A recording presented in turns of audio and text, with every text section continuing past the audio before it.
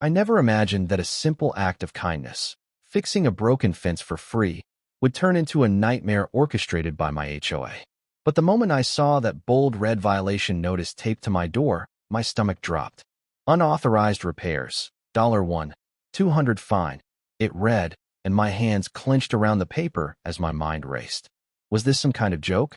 I hadn't even touched my own fence. I had helped an elderly neighbor, Mr. Jenkins, after a storm had left his backyard exposed. He had no family nearby, no way to fix it himself, and his fragile hands trembled as he explained how the HOA had ignored his repair requests for months. I couldn't stand by and do nothing. So, with a few hours of effort and some spare wood from my garage, I had mended the fence, expecting nothing in return. But the HOA had other plans. They didn't fine me for damaging anything. No, the fence looked better than before. They fined me because I had dared to act without their precious approval. And now, they wanted me to pay for fixing what they had neglected. The sinking feeling in my chest turned into a slow-burning anger as I stood on my porch, staring at the notice. Across the street, Karen, the ever-watchful HOA president, stood with her arms crossed, a smirk playing on her lips. I could almost hear the satisfaction in her voice as she watched me read my punishment. The HOA had long been a thorn in everyone's side, issuing fines for the most ridiculous infractions: grass half an inch too high, a garden gnome not in accordance with community aesthetics, a child's bicycle left momentarily in the driveway. But this was something else entirely. This was punishment for helping someone in need. I felt my jaw tighten as I thought of Mr. Jenkins, his gratitude when he saw his fence repaired, the way his tired eyes had softened with relief. And now, they wanted to make me regret it. I crumpled the paper in my fist, my mind already spinning with possibilities. Ignoring this fine wasn't an option. HOAs had a way of turning minor violations into legal battles, escalating fees until they threatened your home itself. But paying it would mean surrendering, admitting guilt where there was none. That wasn't going to happen. As I took a deep breath, I knew one thing for certain. If they thought I was going to roll over and accept this without a fight, they had severely underestimated me. That I took the violation notice inside and laid it flat on my kitchen table, smoothing out the creases where my frustration had crumpled the paper. The words stared back at me, absurd in their authority. Unauthorized repairs. It was almost laughable. Almost. Because I knew exactly how this would play out if I didn't act fast. The HOA thrived on intimidation, escalating minor offenses into major financial burdens. I had seen it before. Neighbors who had ignored their warnings found themselves buried under layers of fees, their names sent to collection agencies, their homes suddenly at risk over nothing more than arbitrary fines. They operated under the illusion of control, enforcing rules selectively, bending them where it suited their own interests. But I wasn't about to let them turn me into their next victim. The next morning, I decided to pay Mr. Jenkins a visit. I wanted to check on him, make sure he wasn't receiving any fallout from this absurdity. As I walked across the street, the autumn wind carried the scent of damp earth, the remnants of the storm still evident in the scattered leaves and broken branches littering the sidewalks. When he opened the door, his tired face brightened for a moment before settling into a look of concern as he glanced at the paper in my hand.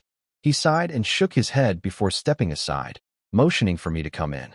His living room was small but well kept, the kind of space that carried the quiet dignity of a man who had worked hard his entire life. The fence had been a simple fix, but for him, it had been an insurmountable task, one that I had been more than willing to take on without a second thought. He lowered himself into his chair with a slow, deliberate movement, the weight of age pressing against his bones. His voice was steady but laced with exhaustion as he explained how he had reached out to the HOA months ago, requesting the repair. They had dismissed him, claiming it wasn't their responsibility, despite the fact that the fence stood along the community-maintained perimeter. When he had asked if he could hire someone himself, they told him he would need to submit a request, provide contractor details, pay a review fee, and wait for board approval, a process that could take weeks, sometimes months, if they even responded at all. They never did. So when I had stepped in to help, it had seemed like the simplest, most logical thing to do. But logic had no place in the HOA's rulebook. I could feel the slow boil of anger rising again as I listened. This wasn't just about me. It was about control. They had ignored him when he needed help, But the moment the problem was solved without their involvement, they had swooped in to reassert their authority, punishing the very people who kept this neighborhood from falling apart. It was a power game, plain and simple, and I had no intention of letting them win. I spent the next few hours doing my research, combing through the HOA's bylaws, looking for anything that could counter their claim. The more I read, the more apparent it became that their own rules contradicted their actions. There was no specific clause against repairs performed by homeowners, nor any mention of needing approval for routine maintenance. Only major structural changes required permits. They were banking on the assumption that I wouldn't challenge them, that I would simply pay and move on, like so many others before me. But I wasn't going to be another silent casualty of their overreach. If they wanted a fight, I was more than ready to give them one. I gathered every piece of evidence I could find: photographs of the broken fence before and after the repair, a copy of the HOA's own bylaws highlighting their lack of authority over minor maintenance, and even a printed record of Mr. Jenkins' unanswered requests for help. I wasn't going to walk into this battle unprepared. The HOA thrived on intimidation, banking on residents' unwillingness to challenge them. But they had picked the wrong person this time. With my documents in hand, I made my way to the HOA office, housed in a pristine, over-manicured building at the edge of the community. The air inside was sterile, the walls lined with generic landscape paintings, the kind meant to project authority without warmth. A bored-looking receptionist barely glanced up as I approached, her fingers tapping idly against a keyboard. She asked for my complaint form, her voice monotone, as if she had done this 1,000 times before. When I handed her my paperwork, she barely skimmed it before stating that any disputes needed to be brought up at the next HOA meeting, which was conveniently scheduled 2 weeks from now. I knew what they were trying to do: delay, frustrate, make it easier for me to give in. But I wasn't going anywhere. I spent the next 2 weeks preparing, speaking to neighbors, gathering support, and uncovering just how deep the HOA's negligence ran. It didn't take long to realize that I wasn't alone in my frustration. Stories poured in from homeowners who had been fined for everything from the wrong shade of blinds to a potted plant that supposedly didn't fit the neighborhood aesthetic. One resident, a single mother, had been charged hundreds of dollars for leaving her trash bin at the curb for a few extra hours, despite the fact that she worked late shifts at the hospital. Another neighbor had been threatened with legal action because his driveway had a visible crack, even though the roads managed by the HOA were littered with potholes they refused to fix. The deeper I dug, the more I realized that this wasn't just about my fence repair. It was about power, unchecked and unchallenged. And now, for the first time, someone was pushing back. When the night of the meeting arrived, the tension in the room was palpable. Rows of chairs were filled with homeowners, some whispering in hushed voices, others sitting in tense silence. At the front of the room sat the HOA board, their polished expressions betraying no concern. Karen, ever the self-important leader, adjusted her glasses and tapped her pen against the table, scanning the crowd as if she were surveying her subjects. She wasted no time getting to the point, her voice dripping with authority as she announced the agenda. The moment my name was called, I stood, my stack of documents in hand. I could feel the eyes of the room on me, a mix of curiosity and expectation. I wasn't just here for myself anymore. I was here for every homeowner who had been forced into silence, for every unreasonable fine that had been paid out of fear. I took a steady breath and began. I laid out my case piece by piece, detailing every contradiction in the HOA's claim. I showed them their own rules, proving that the fine was nothing more than an arbitrary punishment. I highlighted the neglect of Mr. Jenkins, the hypocrisy of their selective enforcement, the pattern of targeting residents while failing to uphold their own responsibilities. As I spoke, murmurs of agreement rippled through the crowd. People shifted forward in their seats, nodding along, whispering to one another. For the first time, I saw something other than quiet submission in their eyes. I saw recognition, realization. They weren't alone. They weren't powerless. Karen's smug expression faltered as I presented my final piece of evidence, a petition signed by dozens of homeowners demanding an internal review of the HOA's practices. I placed it on the table in front of her, the weight of it undeniable. For a long moment, silence filled the room. Karen's lips pressed into a thin line, her fingers tightening around the papers as she skimmed through them. I could see the calculation in her eyes, the internal debate as she tried to regain control. But it was too late. The room had already shifted. People were speaking up now, questioning, demanding answers. The hold she had maintained for so long was slipping through her fingers. And as I stood there, watching the carefully crafted illusion of power begin to crack, I knew this fight was far from over. Karen cleared her throat, attempting to regain her composure as the murmurs in the room grew louder. The weight of my argument was pressing down on her, and for the first time, I saw uncertainty flicker across her usually unshakable expression. She reached for her gavel, tapping it against the table to call for order, but the noise barely registered against the rising voices of frustrated homeowners. It was clear that this wasn't just about me anymore. This was years of pent-up resentment surfacing all at once, a long overdue reckoning for the HOA's unchecked power. People were emboldened now, raising their own complaints, listing the endless fines, the unfair enforcements, the double standards that had plagued the community for far too long. Karen attempted to steer the conversation back in her favor, insisting that the rules were in place for the good of the neighborhood, that without strict enforcement, property values would plummet. But her words were met with scoffs and eye rolls.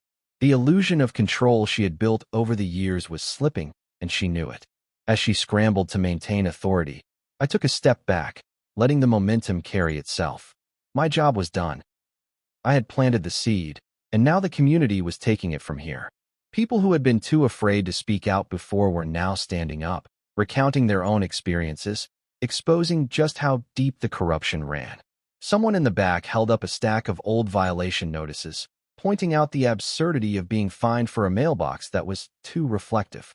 Another resident mentioned how the HOA had ignored maintenance requests for the community pool while continuing to collect hefty fees for its upkeep. The more people spoke, the more Karen's grip on the situation unraveled. She tried to talk over them, tried to shift the blame, but it was useless. The floodgates had opened, and there was no turning back. Then, just as Karen seemed to be reaching her breaking point, a voice rang out from the crowd, cutting through the chaos like a blade. It was Mr. Jenkins. The elderly man stood with the support of his cane, his frail but steady voice carrying across the room as he recounted his experience. He spoke of the letters he had sent, the phone calls ignored, the months he had spent waiting for help that never came. He told them about the day I had shown up, tools in hand, ready to fix what the HOA had neglected. His voice didn't carry anger, just quiet disappointment, the kind that couldn't be argued against. The room fell silent as he spoke, as the weight of his words settled over the board like a suffocating fog. When he finished, he placed a single hand on the petition I had submitted, pressing it against the table with deliberate intent. And then, without another word, he sat back down. The silence stretched. Karen's face was pale now, her fingers gripping the edge of her chair like it was the only thing keeping her upright. She knew she had lost control. This wasn't just a dispute over a fence anymore. This was an uprising, a movement. The tension in the room shifted, the power dynamic reversing right before everyone's eyes. And then, just as Karen opened her mouth to speak, the HOA treasurer, one of her own board members, leaned forward and cleared his throat. His voice was measured, cautious, but the words he spoke changed everything. "I think," he said, glancing at the petition, at the crowd, at Karen's crumbling facade, "it might be time for a vote." The shift was immediate.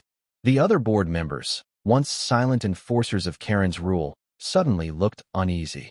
They weren't just HOA officials, they were neighbors too. And now, with the entire community watching, they were being forced to make a choice. Side with Karen, and risk the wrath of a neighborhood that had reached its breaking point. Or acknowledge the truth, that the HOA had become a tool for control rather than service, and that something needed to change. Karen looked at them, her eyes wild, silently pleading for their support. But no one spoke. No one moved. The moment stretched unbearably long, the weight of unspoken decisions pressing down on everyone in the room. And then, finally, one of the board members, an older woman who had sat quietly through the entire meeting, exhaled deeply and raised her hand. "I second the motion for a vote," she said, her voice firm. It was over. The tension in the room was suffocating as the board members exchanged glances, their once steadfast loyalty to Karen cracking under the weight of overwhelming opposition. Homeowners shifted in their seats, eyes flickering between one another, waiting for the inevitable. Karen, who had spent years ruling with an iron grip, sat rigid in her chair, her face drained of its usual smug confidence. She could see what was coming, yet she clung desperately to the last remnants of her authority. The vote wasn't just about me or the fine I had received. It had become a referendum on her leadership, a long-overdue judgment on the abuses of power that had gone unchecked for too long. The treasurer, now visibly uneasy, cleared his throat and reached for the stack of petitions on the table. His fingers trembled slightly as he turned the pages, scanning the signatures, knowing that this was bigger than any of them had anticipated. A formal vote, he finally said, his voice breaking the silence, on whether this fine and subsequent HOA overreach should be revoked, as well as a broader discussion on changes to the enforcement policies. He glanced up, his eyes uncertain, but the murmurs of agreement spreading through the crowd gave him no room to hesitate. All those in favor. Hands shot up across the room, a wave of defiance against the authority that had dictated their lives for so long. Some raised their hands hesitantly at first, then more confidently as they saw their neighbors do the same. Even some of the board members, previously unwilling to challenge Karen, now raised their hands, driven more by self-preservation than principle. Karen's mouth opened and closed, no words coming out. She was watching her control slip through her fingers, watching the structure she had built crumble before her very eyes. She slammed her hand down on the table, rattling the glass of water beside her, desperate for some way to reverse what was happening. "This is outrageous," she finally hissed, her voice shaking with barely concealed fury. "You can't just change things because you don't like them. We have rules for a reason, and if you let people break them." But she stopped herself because she knew. She knew that the same logic she had used to keep the neighborhood in check had just been turned against her.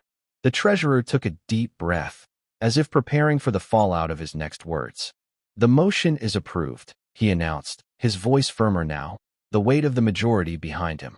"The fine issued against Mr. Thompson is revoked immediately, and we will begin reviewing the enforcement guidelines for future cases." A quiet ripple of relief passed through the room, but I wasn't finished yet. I stepped forward, my gaze locked onto Karen, who now looked as though she had swallowed something bitter. "This isn't just about one fine," I said, my voice measured but unwavering. "This is about every homeowner in this community who has been bullied, manipulated, and financially burdened by arbitrary rules and selective enforcement. This is about the people who have had their voices silenced while they watched their hard-earned money funnel into pointless fines and questionable maintenance fees. This is about accountability." The words hung in the air like a heavy fog, pressing down on everyone, exposing the reality they had ignored for too long. Karen's eyes burned with fury, but she didn't dare speak. She couldn't, not when the entire neighborhood had turned against her. One of the homeowners, an older woman who had been silent up until now, finally spoke. "We need a new board," she said plainly, and the murmurs of agreement spread like wildfire. Another voice, then another, until a chorus of residents were calling for change, their voices growing louder, more determined. The treasurer hesitated, looking around, knowing there was no stopping this now. "A special election can be held," he admitted, reluctant but resigned. "If the community votes for it, we can restructure the board and implement oversight measures to ensure fairness going forward." Karen shot up from her seat, her face twisted with rage. "You're all fools," she spat, her voice shaking with fury. "You think this is going to make things better? You think you can just get rid of me and everything will magically be perfect? You have no idea what you're doing." But the power in her voice was gone. It was desperation now, hollow and empty. She turned sharply, snatching up her purse, shoving her chair back so hard that it nearly toppled over. As she stormed toward the door, the treasurer's voice followed her. "The community has spoken, Karen." She didn't stop, didn't turn around. She just shoved the door open and disappeared into the night. Silence settled over the room for a moment before someone let out a breath, then another, and finally, scattered applause began to ripple through the crowd. It wasn't loud or celebratory, but it was real, a quiet acknowledgement that something had shifted, that for the first time in a long time, the people in this neighborhood had taken back control. I exhaled slowly, my hands unclenching from the fists I hadn't realized I had formed. This fight wasn't over yet. There was still a long road ahead to make real, lasting changes. But tonight, for the first time, the community had stood together. And that was the beginning of something no HOA fine could ever erase. The meeting ended with a strange mix of energy, relief, disbelief, and a lingering tension that came from years of submission finally being broken. People filed out of the room in hushed murmurs, some exchanging hopeful glances, others still wary, as if expecting Karen to come storming back in and somehow undo everything that had just transpired. But she wouldn't. Not this time. She had lost, and for the first time in years, the neighborhood had won. As I stepped outside, the crisp night air filled my lungs, a stark contrast to the suffocating weight that had pressed against my chest ever since I received that absurd violation notice. I could feel eyes on me, neighbors who had been too afraid to challenge the HOA before, who had watched as one by one, people had been fined, threatened, or manipulated into compliance. But now, they saw that the fight wasn't unwinnable. Over the next few days, the fallout from the meeting spread like wildfire. Karen had gone silent, which was unlike her. Normally, she would send out a defensive HOA-wide email laced with passive-aggressive reminders about community standards, or summon another emergency meeting to reassert her control. But this time, she had disappeared. I suspected she was busy figuring out her next move, trying to salvage what little power she had left. The rest of the board, however, was in full damage control. The treasurer had already sent out an official notice confirming that my fine had been revoked, and within the week, a date was set for a special election to replace several board members, including Karen. The community had spoken, and for the first time, they had been heard. But not everyone was ready to accept the change. A few of Karen's loyalists, the ones who had benefited from her selective enforcement, were already stirring up trouble. They whispered rumors, claiming that I was trying to dismantle the HOA entirely, that without Karen's strict oversight, the neighborhood would fall apart. They went door to door, warning residents that property values would plummet, that crime would rise, that soon, lawns would be overgrown and houses would turn into chaotic, lawless eyesores. It was almost laughable, watching them desperately try to reinstall the fear that had ruled this neighborhood for so long. But the difference now was that people weren't so easily manipulated. The fear was gone. The truth was out.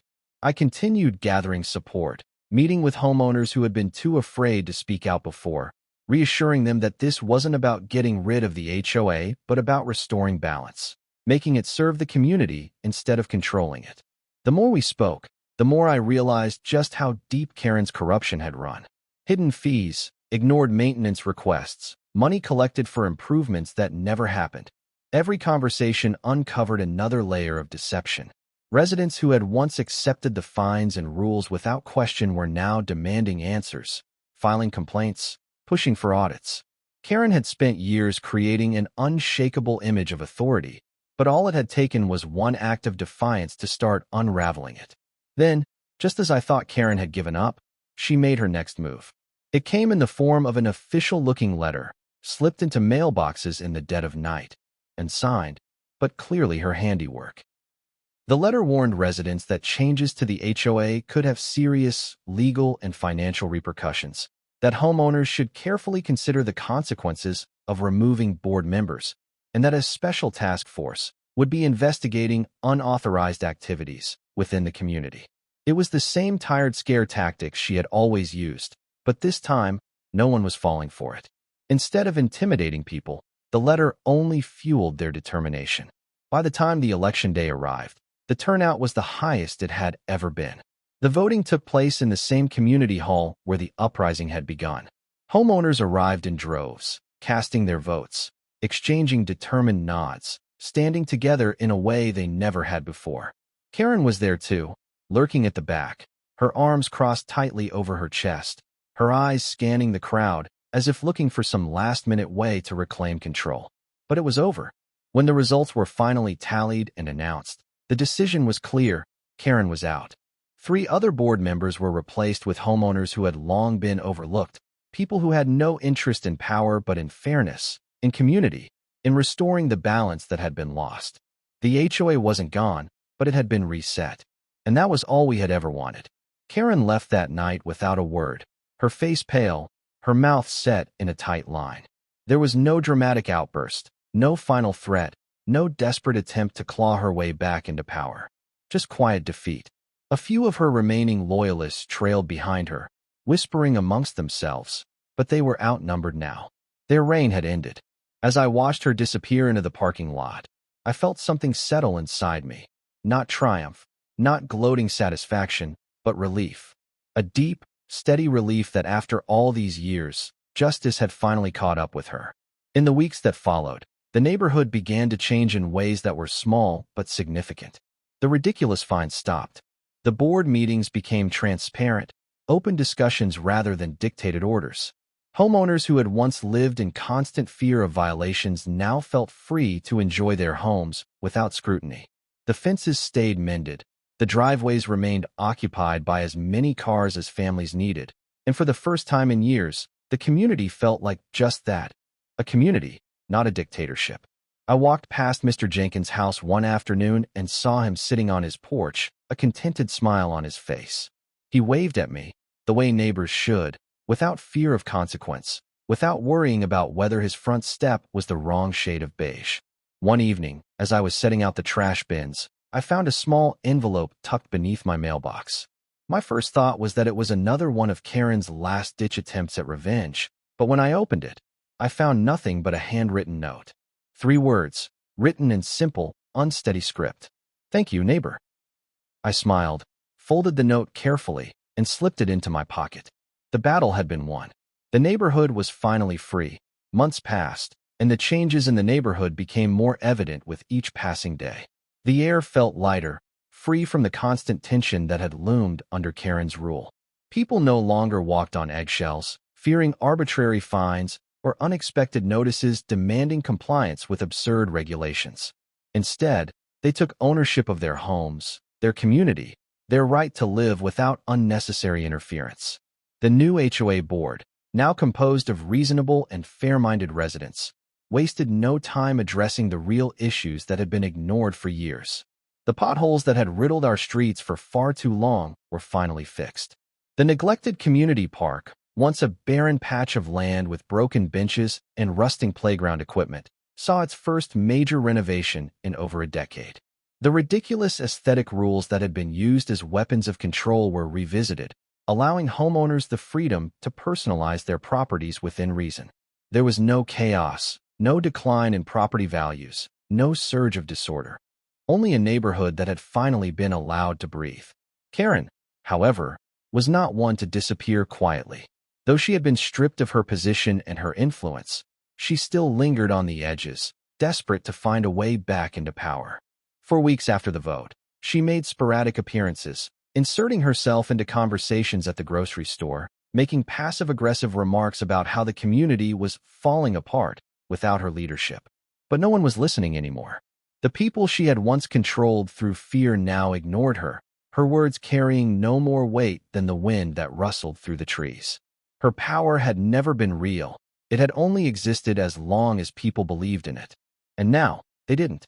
I heard through the grapevine that she had started attending HOA meetings again, not as a leader but as a bitter spectator, sitting in the back with her arms crossed, waiting for an opportunity to pounce on any perceived mistake. But the new board was nothing like the old one. They listened, they deliberated, they worked for the good of the community instead of dictating it. When she raised objections, they were met with logic, not fear.